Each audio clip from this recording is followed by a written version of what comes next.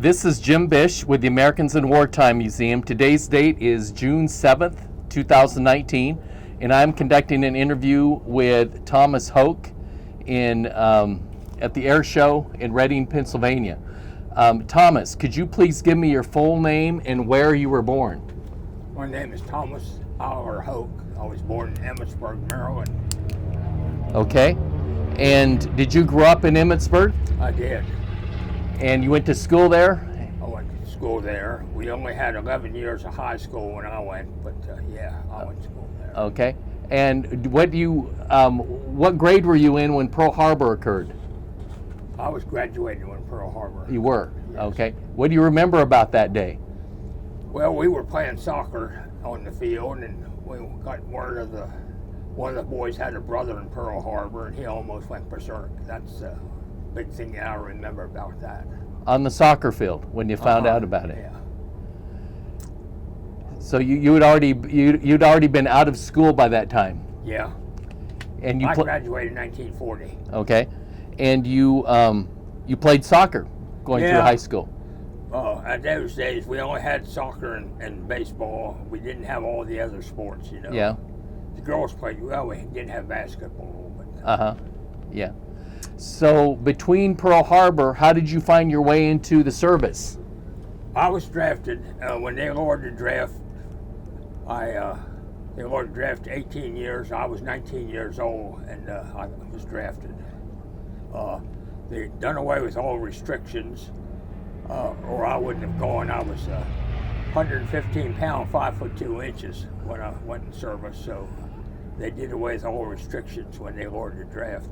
So that's how I got there. Where were you sent? Where were you sent for your basic training? Basic training was at Camp McCain, Mississippi. Okay. And you were in the Army? Yes. And what do you remember about your basic training? Anything stand out? Did you like it? Basic training wasn't bad, but the camp was terrible. It was the worst camp in the United States. It was condemned before it was ever built. It was one big swamp full of mosquitoes, snakes, and chiggers. And barracks was rough-sawn lumber with tar paper covered, coal-fired stove in each end of the barracks. You slept in the end, you sweated. You slept in the middle, you froze. You didn't have to sweep the floor. The cracks was that big, everything fell through the floor. It was the worst camp in the United States. Only one other outfit ever used that camp after we did. I understand that the National Guard still uses part of it as their headquarters, but it was a terrible camp. Really? Yeah, I've never heard anything that bad. Camp McCain. You get somebody from Camp McCain. They'll remember it. What year, what time period were you there? Was it 1942? In 43. 1943. That's when you went to basic training? Yeah. Was it in the summer or springtime? No. I was drafted in February of 43. Okay. And I was sent to Mississippi, where I joined other 19-year-olds from all 48 states. We were going to form a new division. Okay. The 87th Infantry Division. And coming out of basic training, did they send you all to the same location where you became the 87th Infantry, or how did that work? I was assigned to a collecting company, 312th Medical Battalion C Company, collecting company. We were to support the 347th Infantry Regiment. They have three infantry regiments, 345th, 346th, and 347th, and we were to support the 347th. We were a collecting company. Our job was to collect the wounded from the battlefield and get them back to our aid station. Okay.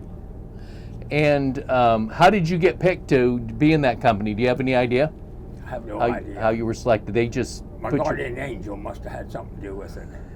And where did you go then to be part of the 312th collective company? Where were you sent after you got out of camp, out of basic training? Oh, we stayed at Camp McCain until November of that year. After infantry basic, then we started our doctors. We had 4 doctors, and they was training us in first aid, man, how to stop bleeding, pressure points in the body, and what for bandages to put on and all that. And we stayed there until November, when we went on to Tennessee maneuvers. Okay. And that was simulated warfare. We'd come somebody with a tag on them, and we were graded how we diagnosed them, how we treated them, as was the rest of the companies, ambulance drivers and all, as however they handled them. Yeah. So you never had to go anywhere. You were left right on camp, and they did all this training with you right there after your basic training was done in Mississippi. The only place I went was camp. I was sent to Camp Gordon as Packer and Creighton NCO later on, but through basic training, no. Yeah. So after you were trained, where were you sent then after you did your medical training? We went on Tennessee maneuvers and stayed on that. In February, we moved into Fort Jackson, South Carolina. We'd now been in the Army 1 year, and a lot of the fellows had been discharged with old injuries, some with new injuries, some volunteered overseas duty, some volunteered for the paratroopers. You could get out of this. So we were short on men, and the Army had just closed OCS, Officer Candidate School, and those were the young men that we got to fill out our ranks. So that meant we had to spend another 8 or 9 months training them as first aid men. Mm-hmm. So it was in October when the whole division was moved up to Camp Kilmer. The 3 infantry regiments got on the Queen Elizabeth and went to Scotland, where the special troops were still sitting there. If you lived close by, you could get a 3-day pass. If not, you could get a pass to points of interest in Boston, Baltimore, New York, Philadelphia, wherever. On the 4th of November, we were taken to the wharf and loaded upon the Louis Pasteur. Mm-hmm. It was a French ship built for 500. We had all the special troops to the 87th Division on her. We were taken down, put in a hole, said, here's where you stay. You don't get out, we're not going in convoy. We don't want no leaks of any kind. Well, the ventilation system only halfway worked. The food was terrible in the ocean. Atlantic Ocean was rough. Most everybody was seasick. That was the worst 9 days I spent in the service. So you were 9 days going across. Yeah. And this was on the Louis Pasteur, the French ship. And this was in November of '44. Yeah. When you went over there. Where did you land at when you got there? Liverpool. We docked at Liverpool. Okay. Was taken to a small town called Tarporley, where we spent another week or 10 days waiting transportation across the English Channel. When we were loaded on the boat to cross the channel, everybody was given a seasick pill. Didn't get anything across the Atlantic Ocean, but everybody got a seasick pill. Well, nobody used them, so I gathered them up. And we got up in France, where the wine and champagne flowed free. Fellas found out how good those pills was for hangovers. I was popular until the pills ran out. So anyhow, they were better for hangovers than they were for crossing the channel, huh?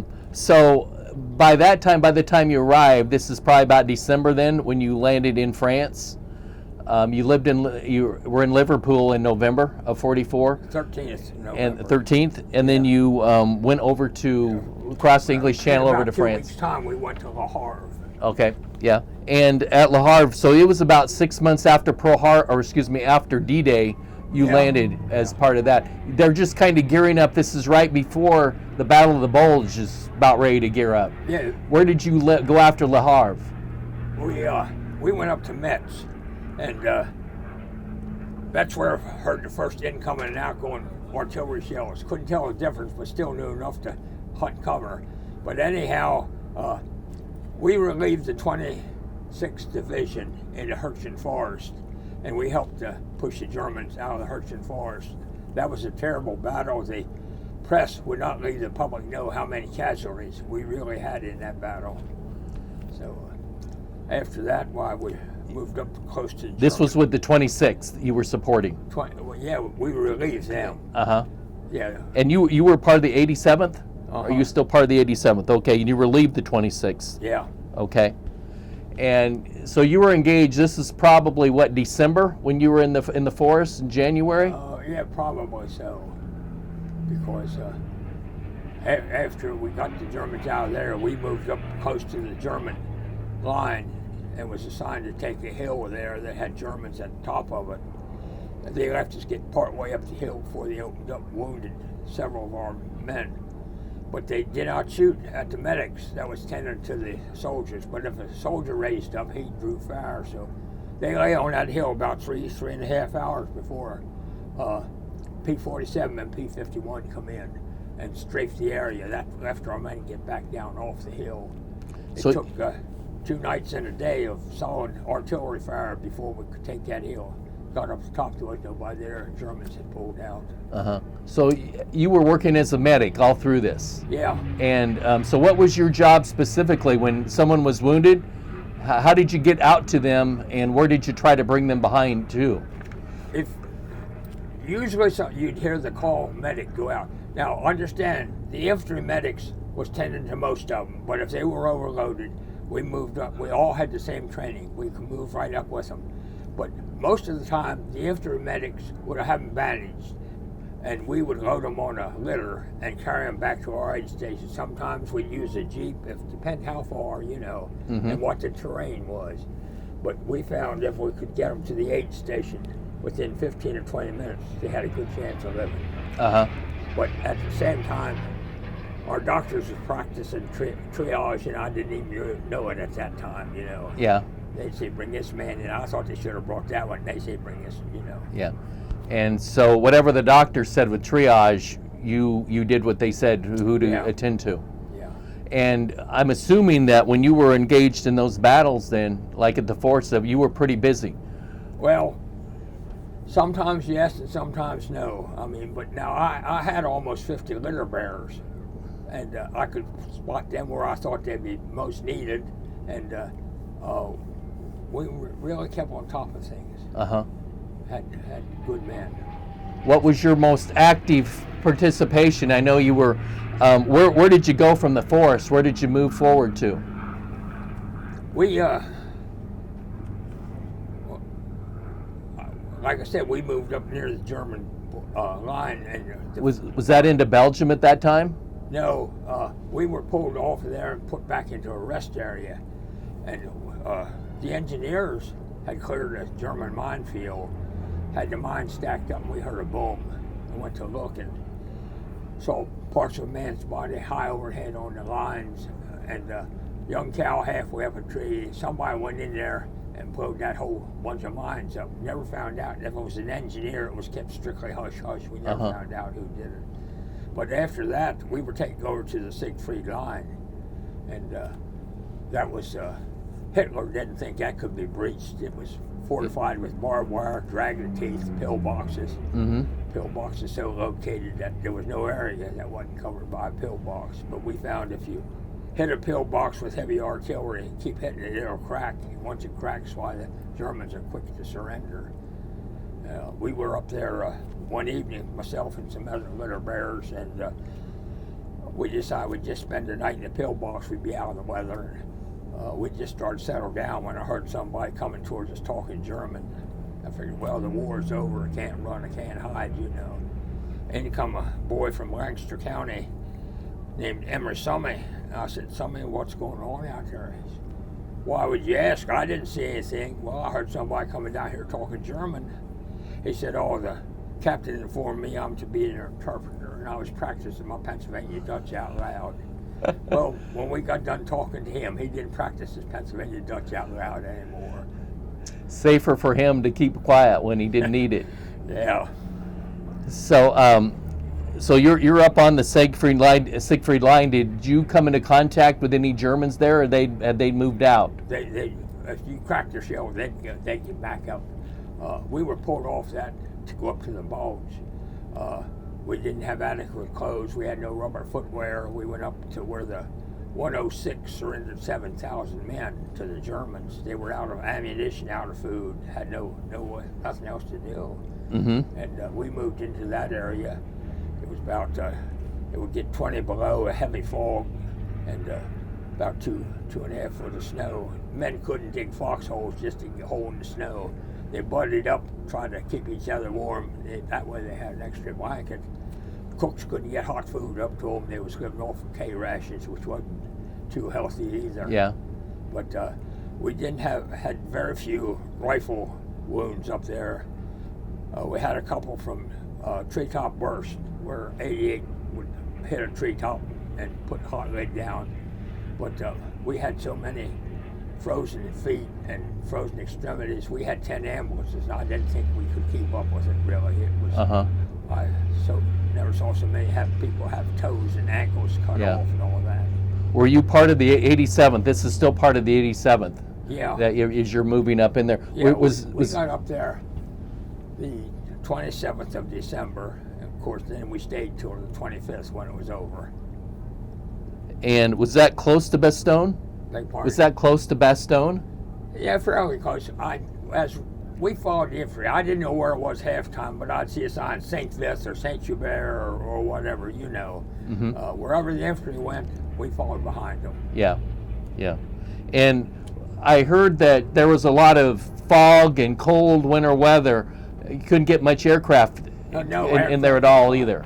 The story goes that Patton asked his chaplain to pray for a clear day, and next day was the same. Patton said he'd pray for a clear day. The chaplain assured him he had.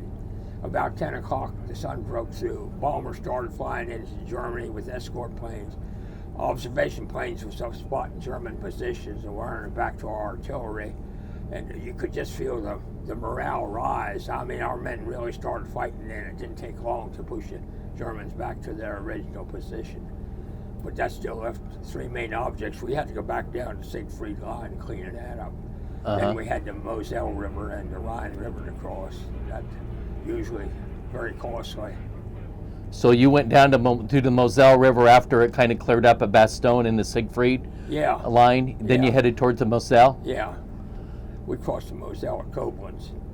And okay. We crossed that on assault boats under heavy smoke cover furnished by the artillery. B Company crossed now another position. Had one of their boats sunk with 3 medics in it. They rescued the medics, but I'll bet they're a cold bath, you know. We crossed without any problems at all. It was unusual. They usually have a lot of casualties at river crossing, but the infantry had done a real good job of cleaning out the enemy. And of course, we had heavy smoke cover. Yeah. Crossed the Rhine on pontoon bridge. When did you cross the Rhine? Do you remember? I don't remember. Was that just about a week after you crossed the Koblenz it was the Moselle? Close, yeah. And both of those, I mean, the Germans were real low on supplies by that time. Yeah. That was probably one of the reasons why you didn't have as much trouble? Probably. Because, I mean, that's unnormal, not normal to have a river crossing, no suffering, no casualties. Yeah. I'm assuming you were pretty quick on the move at that point. You were moving fairly quickly, fairly pushing ahead every day. Quite a ways. Patton got a couple tanks across, and he'd run them as far as to go until they run out of fuel was a rule. That's the only chance we'd have to catch up with them. So we seen we had to do something. We split our company in half, had one leapfrogging the other, and by leapfrogging one over the other, we were able to keep up with the tanks. But other than that, we couldn't have kept up with him. And so you were doing this all the way into 1945, pushing forward against Germany then, against the Germans. And leapfrogging all the way into Germany? Did you continue to do that all the way into Germany? Yeah. That's the only way we could keep up. On April the 11th, I was on an advance party, and we liberated the Buchenwald concentration camp. Which one? Buchenwald. Buchenwald, okay. You smelled it before you ever got to it, and that was the most terrible sight. The guards had left, but the prisoners wouldn't come out. They thought it was a trap or a trick. Once they found we was Americans, they was all over us. They wanted food. Well, they couldn't handle our food. We gave them our chocolates, we gave them our cigarettes, we gave them our powdered drinks. They could handle that. The only thing, too many to treat. All we could do was get word back to the rear, get trucks up here and get these people to the hospital. So, were they out of water, or had they had water? I suppose they had water, because there's some of they was walking dead people, really. Yeah. And pallets of bones. And this saying goes that the guard said, "In the gate, out the chimney." So, you know. Yeah.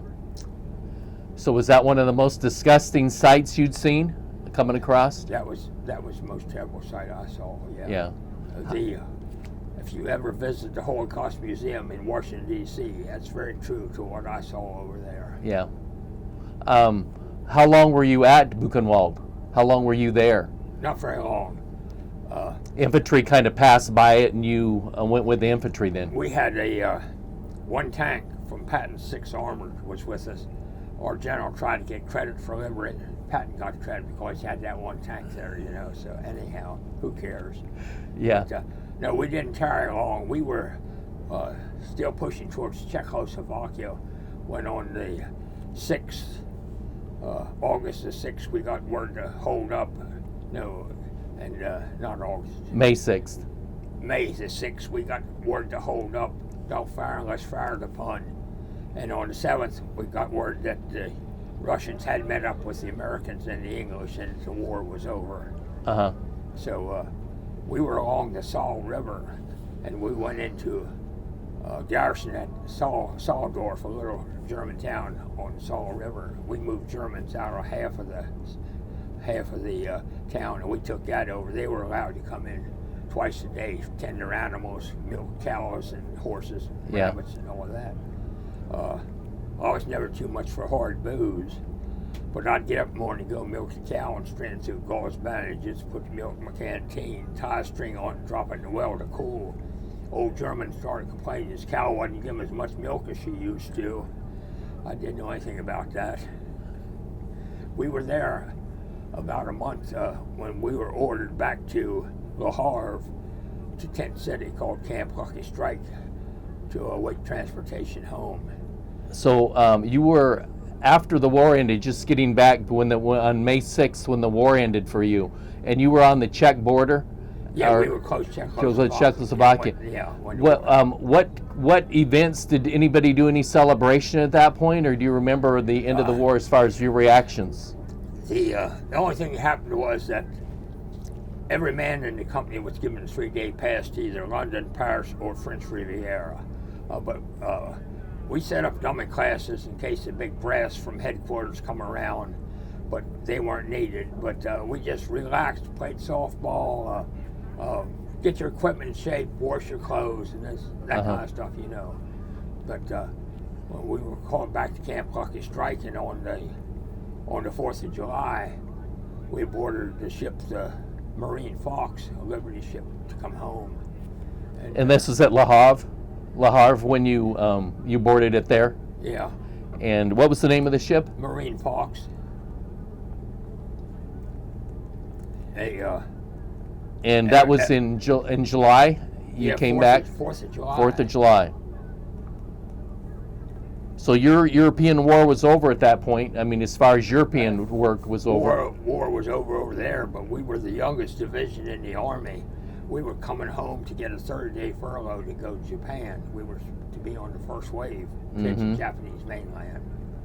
So you came back in July, and how was it, about a 10-day trip back to the States? 9 days. 9 days. And 13th of July, we docked at Hampton Roads and was taken to Camp Patrick Henry, given a steak dinner and a 30-day furlough, and told to report back to Fort Benning. When on August the 6th, President Truman dropped the first atomic bomb.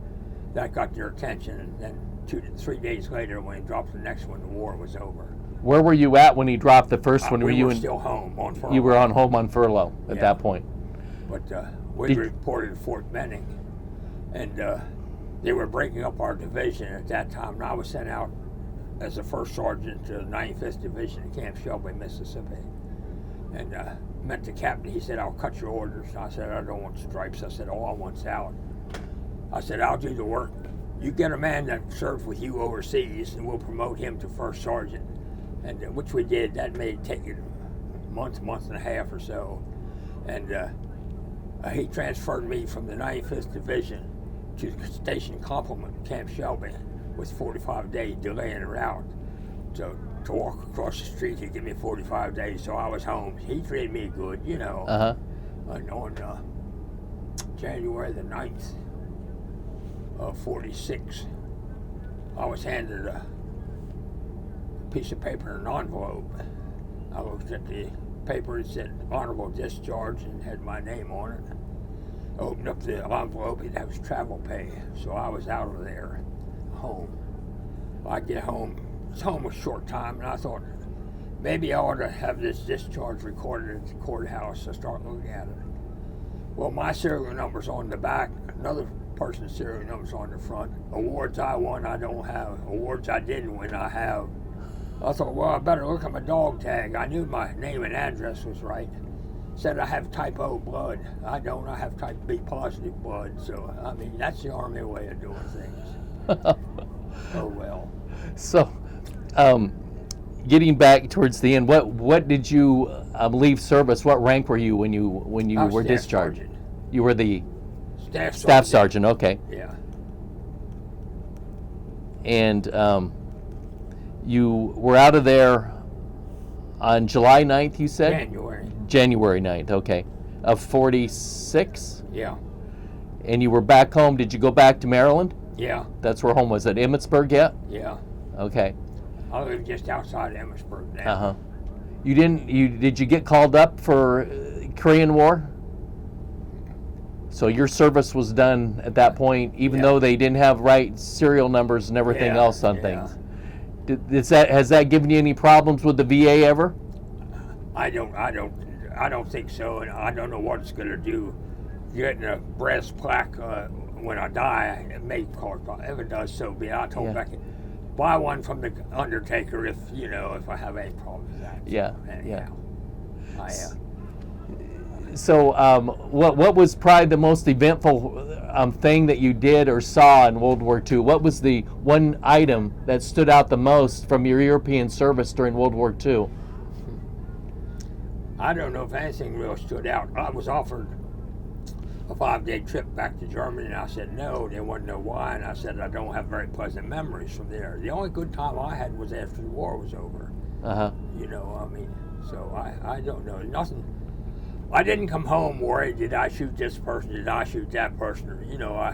My mind was clear. I did what I could, and I have no regrets. I mean, I don't second guess myself that I should have did this or should have done that.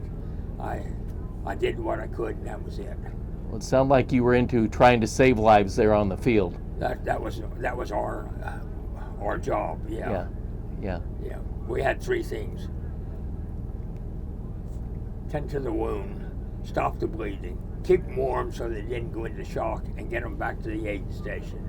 Mm-hmm. And as long as you did that, you were doing your job. Yeah. Well, that sounds very good. Well, as we conclude this interview, is there anything else you'd like to say about your service? Well, when we crossed the Rhine River, a machine gun opened up on the hillside. It had to be friendly fire, but anyhow, it wounded 2 of the engineers. And I turned to one of my squad leaders and said, we won't risk 4 men. You and I will go down and treat them and see what we can do. And he says, I'm not going. Well, there was an ambulance driver there who heard that conversation and without a moment's hesitation said, I'll go with you. So he and I went down, bandaged him up, got him up to his ambulance, and he took him back to the aid station. Later on, I found he only lived 75 miles from me. We invited each other, it soon got that you didn't need an invitation. You was welcome at any time. Right. He became my closest buddy, really. This is the ambulance driver? Yeah. That went along with you? Yeah. And I never forgot how he stuck his neck out when it wasn't his job to help me. Mm-hmm. And, what was his name? L.S. Martin. He just died 2 years ago. Was he from Maryland as well? He said you were close to him. From Aberdeen, Maryland. Yeah. Aberdeen? Okay. Well, that's a good story. Yeah, well. One of those moments in the war that somebody did beyond. I didn't know where he lived. My wife and I went to a reunion in Albany, New York, and he and his wife was there, and a couple other fellows from the company. And met him and his two daughters, and he met my son and daughter, and he invited us down to a pretty famous restaurant down there. We invited him up to a restaurant, and it soon got that I'd go along with him on business trips, help drive his car. He'd drive the car, and I'd share the driving with him, and just do anything I could to help him. I never forgot how he stuck his neck out for me when he didn't have to. Yeah, that's a good story. The boy that said he wasn't going with me, captain come to me and said, we have some rank that we can promote some of the people in the platoon. And he said, how about we make such and such a sergeant? He was a corporal.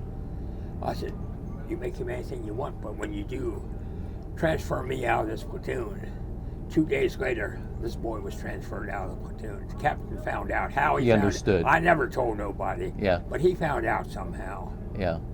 Yeah. Well, that's a good thing that he found out. Yeah. And what started That's that. like the first sergeant sent a yard bird down to tell me I was sergeant of the guard one Saturday night. Was Fort Jackson. And I said, you go tell Sergeant Callahan we don't have guard duty. There's 4 companies full. It's not our turn to pull it. And the boy come back and said, Sergeant Callahan wants you up here. I went up. One thing led to another, and I proceeded to tell him if he spent more time in the company instead of kissing the ass off at the battalion headquarters, he'd know what's going on in the company. That tell the company clerk I'm tired of the C company getting all the shit details. From now on, I'll keep my own duty roster. Unbeknownst to me, the captain was back in his office and heard everything. Monday morning, I was over in supply, and the captain come in and sent the supply sergeant on a goose chase. Said, I understand you and Sergeant Callahan had words Saturday. I said, yes, sir, but I didn't tell him anything that wasn't the truth. He said, that's why you're still wearing your stripes. So our captain was the fairest man I ever run into. He trusted me, I trusted him. And if he wanted the information, what going on the battle lines, he'd ask me to go find out, and I did. And, Sounds like 2 good leaders there. Yeah, we had a good relation. We trusted each other. Yeah. Yep. Yeah. Well, that's very good. Well, thank you for your interview. Yeah. Thank you for your service in World War II. Yeah. Thank you for everything. Hey, I ain't going again.